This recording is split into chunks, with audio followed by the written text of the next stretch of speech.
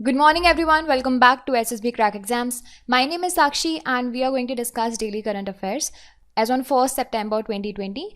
So, before beginning, let me tell you, if you are a defense aspirant and preparing for defense examination like NDA, CDS, AFCAT, Territorial Army, you can always visit our website. SSB Crack is best for you. In our website, you will find the entire package of courses, mock tests, quizzes, and study materials. You can also follow us on our social media platforms Instagram, Twitter, Facebook, and Telegram for defense updates and notification. Do not forget to subscribe to our YouTube channel and download our mobile app SSB Crack Exams from Google Play Store. So let's start our session with the question of the day. And in the yesterday's session, I asked you what is PM Kusum. See, it is a Prime Minister Kusum scheme. Okay. So it stands for Kisan Urja Suraksha Evam Utthan Mahabhiyan. What it is? Kisan Urja, which is energy, Suraksha Evam Utthan Mahabhiyan. This is Kusum, launched by Ministry of New and Renewable Energy. See, what is the aim of this scheme? The aim is to promote use of solar energy among the farmers. Through the use of solar energy, the aim is to install the solar pumps and grid connected solar and other renewable power plants in the country. Okay, so through solar energy, they are connecting solar pumps, right, for the irrigation purpose. So the target is set up to 25,750 megawatt solar capacity by 2022 to power irrigation pumps. As you can see in this particular image, through solar energy, the solar energy is giving power to the irrigation pumps. Okay, so what are the components of this particular scheme? See, components are setting up of 1000 megawatt of decentralized ground stilt mounted grid connected solar or other renewable energy based power plants, installation of 17.5 lakh standalone solar agriculture pumps, and solarization of 10 lakh grid connected solar agriculture pumps. These are the components under this particular scheme. Now let's start our day with the first news that we have today. So this is about the RoRo service. See, the first ever RoRo service of South Western Railway, it has been launched. So recently the state government of Karnataka, it flagged off first ever RoRo service of South Western Railway, and it flagged from Nelamangala near Bangalore to Bale near Solapur. Okay. So what is RoRo service? RoRo stands for roll on, roll off. Roll on, roll off. It is a concept of carrying loaded road vehicles with various commodities on open flat railway wagons. You can easily understand this by this particular image. See, this is the railway wagon and these are the loaded vehicles. These loaded vehicles are transported. Under these loaded vehicles, the commodities, various commodities are transported, and these commodities are transported through these railway wagons. So this is the best combination of features of road and railway transport. Road and railway transport. So with the minimum handling transported by FAT and direct rail link, it offers door-to-door services as well. Okay, so let's see what all are the advantages of these RoRo service. See, first of all, faster movement of goods and essentials, right? This provides faster and timely movement of goods and essentials. Like, it will reduce the wastage of time as well. Reduction in the congestion on roads, right? It will save precious fuel, thus reducing the carbon footprints. Okay, and it will be a big relief to the crew of the trucks as it avoids long distance driving. Okay, so these are the major important advantages of the RoRo service, and the first ever Southwestern Railway RoRo service was launched from Karnataka. Now the next important update is about the coal gasification. So India has aimed to achieve 100 million tons of coal gasification, and target is set by 2030. So as per our Union Minister of Coal and Mines, Shri Prahlad Joshi ji, India is aiming for 100 million tons of coal gasification by the year 2030. See, the coal gasification is important as India is moving towards self-reliant economy.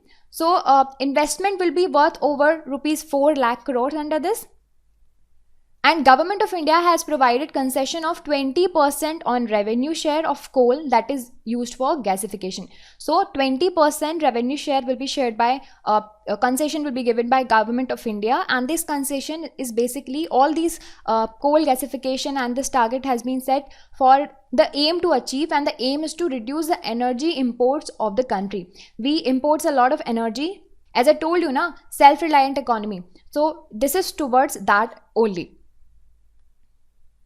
So first of all, you should know what is coal gasification. See, coal gasification, it is a process of reducing synthesis gas. Synthesis gas, which is also known as syngas. So what is synthesis gas? Synthesis gas, it is a mixture of, and that mixture consists mainly of the carbon monoxide, hydrogen, carbon dioxide, natural gases and water vapors. And these gases will be taken from the coal. And that is how synthesis gas is produced. This particular gas is used in the applications such as making of the fertilizers. Okay, so now you know the importance of this particular gas and how it is made and what it is. Now let's move ahead with the next important update. Poshan Mah, okay, National Nutrition Month. So September is celebrated, the entire month of September is celebrated as Rashtriya Poshan Mah, National Nutrition Month. And it's been celebrated since 2018. Okay, so the initiative of this program is taken by the Ministry of Women's and Child Development and Niti Aayog. So in this month, activities of the governments and the ministries will be mainly focused on the antenatal care, optimal breastfeeding, anemia, growth monitoring, girls' education, diet, right age of marriage, hygiene, and sanitation and eating healthy. So all these are the major areas on which the government will be focusing on this particular month. This month is totally dedicated to Poshan, that is nutrition for the country. This particular celebration is in the line with the Poshan Abhiyan of the flagship program of Government of India. So this particular program, Poshan Abhiyan, let's know what is Poshan Abhiyan. Poshan Abhiyan, which is also known as National Nutrition Mission, it is Government of India's flagship program to improve nutritional outcomes for children, pregnant women and lactating mothers. Okay, so this is the nutrition program. It was launched in the year 2018 and it is implemented by Ministry of Women's and Child Development. The aim of this particular program is to reduce stunting, underweight and low birth weight by 2% per year, anemia among young children, adolescents, women by 3% until 2022. These are the targets for the Poshan Abhiyan launched in the year 2018 by our Prime Minister, and he launched this particular program on the occasion of Women's Day in the year 2018. Now we have a very sad and very unfortunate news that our former President Pranab Mukherjee ji, he passed away yesterday. So he passed away on 31st August 2020 after testing positive for the COVID-19. So on this unfortunate occasion, Government of India has announced 7-day state mourning. So let's recall the legacy of our former President Pranab Mukherjee ji. Mr. Mukherjee was the 13th President of India. He served between 2012 and 2017. From the year 2012 till 2017. He also served as a senior leader of Indian National Congress Party. Also, he was the Union Finance Minister between 2009 to 2012. Apart from it, Mukherjee ji was appointed as External Minister in the year 1995 and he took major important decisions during that time. The former Prime Minister of India, he appointed Mukherjee ji as Minister of Defence and he served as Minister of Defence from the year 2004 to 2006 and he signed Indo-US Defence Framework Deal that time, and also he served thrice as a Minister of Commerce in India. After that, he served as Finance Minister and then he was given the position of the President of India. So let me tell you, he was the only Finance Minister to have presented 7 budgets during his term. And according to the magazine, Euromoney magazine, that magazine voted him as the best Finance Minister in the world in the year 1984. He received Padma Vibhushan in the year 2008 and Bharat Ratna, the highest India's highest civilian award, in the year 2019. So now let me tell you the current COVID-19 situation in India. As per 31st August 2020, the total cases are 36,21,245. Out of them, recovered are 27,74,801. The active out of them are 7,81,975, which is 21% of the total cases, and the deaths are now 1.8%. The figure is constant.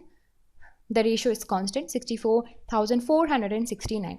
Now here, let me tell you, the cases are such that 70% of the new cases are recorded only in these 7 states. 70% of these total number of cases that are recorded within the new cases, they are recorded within the 7 states, and these states are Maharashtra, Andhra Pradesh, Karnataka, Tamil Nadu, Uttar Pradesh, West Bengal, Odisha, and rest of the states contains the 30%. And these are the 7 states. Out of them, Maharashtra has the highest number of cases so far, highest number of new cases recorded so far. Now it is time for quiz. Try to answer these questions in the comment section. So the first question is, which state flagged off the first ever RO service of South Western Railway?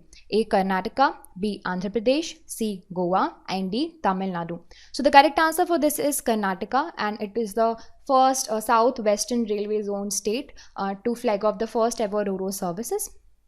Next question is, which month is celebrated as Poshan Mah, Nutrition Month? So the option you have is A. August, B. September, November, or January. So it is the correct answer is September is celebrated as Poshan Mah every year. Since the year 2018, we are celebrating this month as a Poshan Mah. Next question is, Pranab Mukherjee served as A. President of India, B. Finance Minister, C. Minister of Defense, and D. all of the above. So we just discussed he served as President, Finance Minister, Minister of Defense, also the Minister of Commerce as well. Okay, so all of the above is the correct answer. Now it is time for question of the day. Try to answer this question in the comment section. So the question for you is, what is National Register of Citizen? What is NRC? Okay, this is in the use every time, and since the news for the census is also around the corner, so it is an important topic. So we'll discuss this in tomorrow's session. So I'll see you in the next session. Till then, work hard. Jai Hind.